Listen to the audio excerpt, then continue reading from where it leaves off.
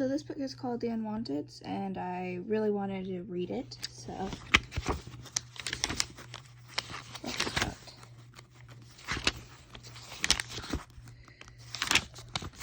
Okay, here we go. Chapter 1, The Purge. There was a hint of wind coming over the top of the stone walls, and through the barbed wire sky on the day Alexander Stowe was to be purged. Alex waited in the dusty commons of Quill and felt the light breeze cooling the sweat on his upper lip. His twin brother, Aaron, stood beside him, their parents behind, and all around, the entire community of Quill watched and waited, the bland looks of sleeping fish on their faces. Mr. Stowe pressed his finger into Alex's back, a final poke in the kidneys. A last goodbye, Alex thought, or a warning not to run. Alex glanced at Aaron, whose face showed the tiniest emotion. Scared was it, or sad? Alex didn't know. The high priest, Justine, her long white hair undisturbed despite the breeze, rose to her full height and observed the silent crowd. She began without introduction or ado, for a purge was neither exciting nor boring. It just was, as many things were in Quill. There were nearly 50 13-year-olds this year. The people of Quill waited to hear which of these teenagers had been marked as wanted or necessary, and by the process of elimination, which of them remained to be purged. Alex scanned the groups and their families around the giant half circle of the amphitheater. He knew some of them, not all. Alex's mind wandered as the high priest, Justine, announced first the names of the Wanteds, and he startled only slightly as the high priest spoke Aaron's name. Aaron, who'd had nothing to worry about, sighed anyway in relief when he was among the 15 names called. The necessaries were next. 13 names were read. Alexander Stowe was not one of those either. Even though Alex knew that he was unwanted, and had known ever since his parents had told him over breakfast when he was 10, the knowledge and 3 years of preparation wasn't enough to stop the sweat that prickled his armpits now. It was down to a mere formality unless there was a surprise, which there sometimes was, but it didn't matter. Everyone stood motionless until the final 20 names were called. Among the unwanted, Alexander Stowe. Alex didn't move, though his heart felt like a cement block into his gut. He stared straight ahead, as he'd seen the other unwanteds do in past years. His lip quivered for a moment, but he fought to still it. When the governors came over to him, he put his arms out for them to shackle with rusty iron bands. He made his eyes icy cold before he glanced over his shoulder at his parents, who remained unemotional. His father nodded slightly and took his finger out of Alex's back after the shackles were secure. That was a minor relief. But what did it matter now? Aaron sniffled once quietly, catching Alex's attention in the silent amphitheater. The identical boys held a glance for a moment. Something like a jolt of energy passed between them, and then it was gone. "Goodbye," Aaron whispered.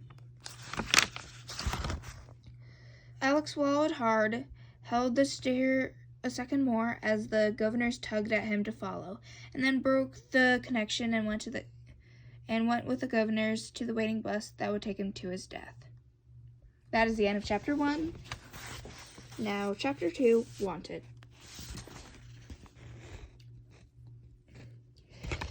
Aaron Stowe, the wanted, watched his brother, Alex, board the rusty box of a bus, and then he turned his eyes to the formidable high priest Justine.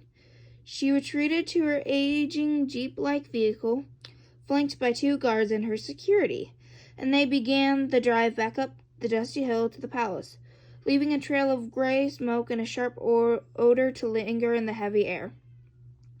The rest of Quill slowly dispersed on foot. Mummers surfaced and drifted through the crowd. Not about the purge, of course. That was already a cloudy memory for some. Instead, they spoke of their plans for the rest of the day. The purge was Quill's one holiday each year. All of the Wanteds and most of the necessaries, except those who tended to the farm animals, were free to do as they pleased for the rest of it. Aaron knew what he would be doing. He turned to his mother and father and said with decisive air, "All set then?" Miss Stowe nodded primly, and 3 of them followed the crowd down the dusty path that led to Quadrant 4, where they lived. "We'll finish making your uniform and get your things packed for university," she said. "Cut your hair, too." She looked at Mr. Stowe and asked, "I don't suppose we'll get the Unwanteds boys' clothes and shoes back, will we?" Mr. Stowe, who had once been quite handsome, but now had curled up a bit from years of back-breaking work as a barrier, shook his head. "No." "Well, that's a waste. Aaron could use them. The shoes, at least. Wish I'd thought to take them before he left." "I wouldn't want to wear them," Aaron said, and then he pinched his lips together before he said more. Still, his mother narrowed her eyes and spoke softly, almost fearfully. "You will do well to forget about him." Aaron kept silent for a moment, thinking. "You're right," he said finally. "It won't happen again." "See to it," said Mr. Stowe. After 15 minutes, they had reached Quadrant 4, a residential square mile of tiny identical houses planted closely together like rows of sweet corn, each house the color of the dry, cracked desert that surrounded it. The crowd of people split up now and weaved their way between the structures until they reached their own individual homes. Aaron and his parents nodded politely to their neighbors as they walked along. When Aaron saw a familiar couple around the same age as his parents walking alone, he touched his mother's sleeve. "How odd," he said. "Isn't Mr. Ranger a milker?" "Yes," she said. "Why is he out and about instead of doing his job?" Aaron's eyes narrowed. "He must have been given the day off this year because of the unwanted daughter." "Did they know in advance, I wonder?" She turned to Mr. Stowe. "No, not that I heard. That's a blow," Mr. Stowe said. He yawned as they neared their house, number 5443. "They'll be cut off from reproducing now. That was their second offense." Mr. Stowe wrinkled his nose. "They'll be completely ridiculed by the Wanteds for poor production." Miss Stowe gave her husband a disapproving glance. "You'll be careful what you say," she snapped, "lest you forget. We've a wanted in our presence now.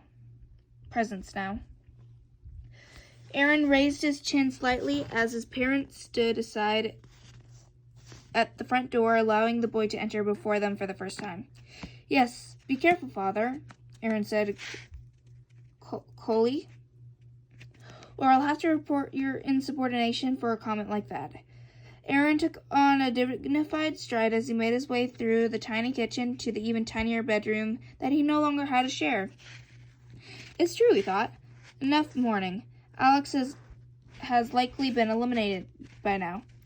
The twinge in his gut was soon dulled by thoughts of his now secured future, and a tiny surge of power. He was Aaron Stowe, the wanted, and he had a lot more to prove than most, having been born of 2 necessaries, not to mention overcoming the stigma of a worthless twin brother. It was, Aaron knew, a huge accomplishment to have made it to the top like this. He began to pack his suitcase, a satisfied feeling growing inside him, for tonight would be his last night living with his necessary parents. Tomorrow he would go to university to be with the others of his elevated status. And that is the end of Chapter 2. Chapter 3, The Death Farm. No one spoke during the 15-minute bus ride to the Death Farm. It was stiffingly hot. Flies buzzed and darted at the closed windows, unable to escape. When Alex pulled out of his deep daze, he wiped the sweat off his forehead with his upper arm and looked around the bus.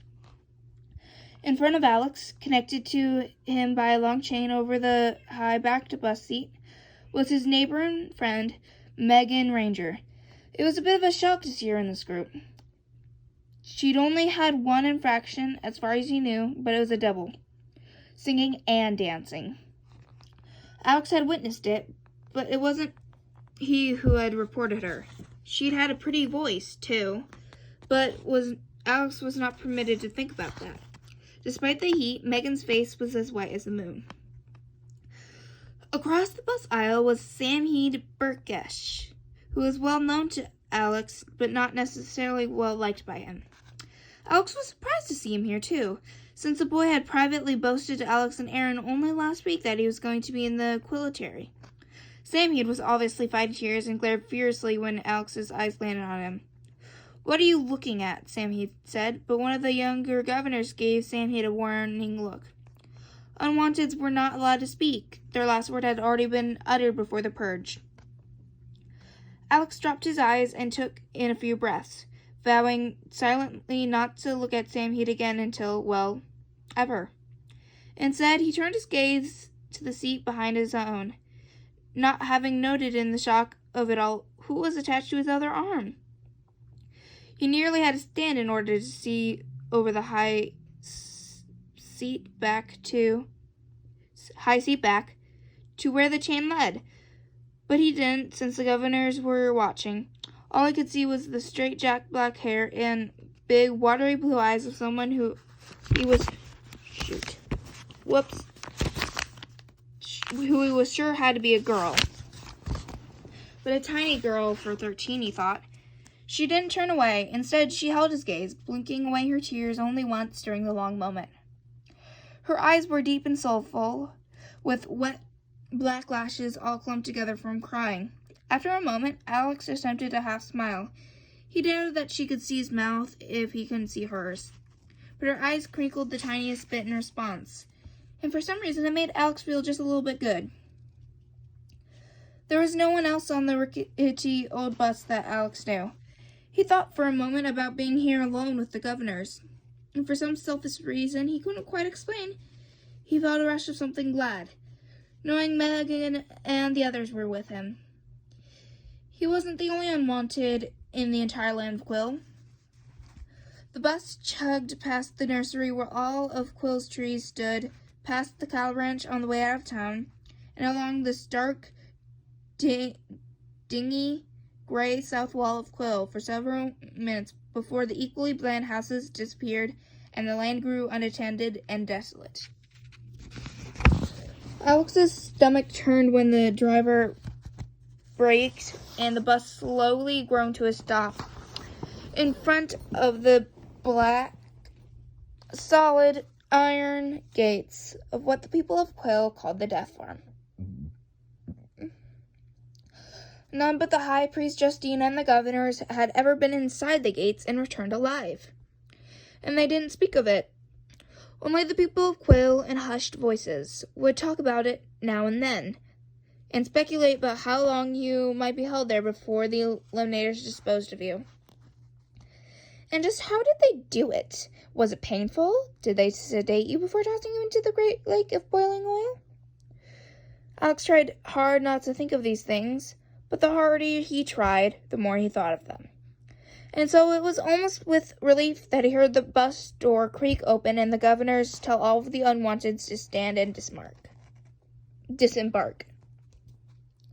There was a distinct smell, pungent, when the children walked off the bus and gathered along the black gate that led to the farm. It was an uncommon odor, different from the fried smells that came from the Quilletary vehicles. Alex assumed it was the burning oil wafting off the nearby lake. He had never been this close to it before, since no one was allowed near it. No one could even see the lake, because of the towering cement block walls that surrounded the land reached all the way up to the barbed wire ceiling, 40 feet above. No one, that is, except the Unwanteds. Alex glanced at the black-haired, blue-eyed girl next to him. The protective barbed wire ceiling that crisscrossed and covered the entire land of Quill made a shadow box on her face, capturing a tear. She shook silently. She was not 13, Alex decided. In a brave moment, with nothing to lose, he whispered, "I'm Alex. It'll go quickly." He wasn't sure why he said that. It was the only comforting thing he could think of. She blinked and turned her face up at him, making the shadow boxes race across her face like they did across everything everywhere. "Lenny," she whispered back and shook her head. "And no, it won't." Alex didn't know what to say. He stood at attention as the governor took a key from a string around her neck and unlocked the gate. "Summon the eliminators," the woman said. Another governor obliged by pounding on the gate. When the enormous gate creaked open, the governor stepped away and began boarding the bus again. Lanny watched them go, tears streaming down her face. "Goodbye, Father," she said as a slight gray-haired man boarded. The senior governor paused in the doorway for a split second, and then, perhaps heavily, continued up the steps without looking back. He took a seat on the opposite side of the bus. Lanny turned away and roughly whisked the tears away from her cheeks. The bus drove off as the giant black iron door to the death farm widened enough for the chained children to enter single file. Inside were 4 enormous eliminators robed in black. Their heads were covered in cloth, but their beady red eyes pierced into the already frightened souls of the children. Lanny now appeared to be the only calm one. She held her head high as a long chain of children walked inside. "What are they?" Megan gasped, and reached awkwardly for Alex's hand. Alex grasped Megan's hand and gave it a frightened squeeze. "I don't know," he whispered.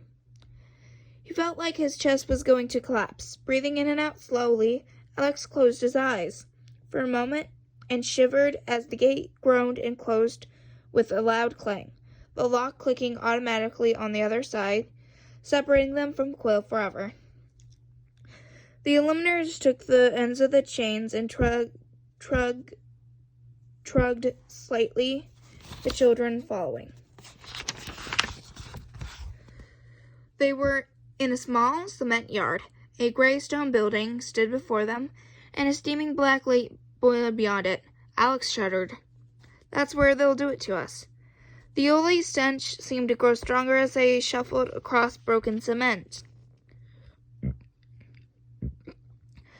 past bundles of burned-looking weeds, towards the building. It was more desolate than the most wasted section of Quill.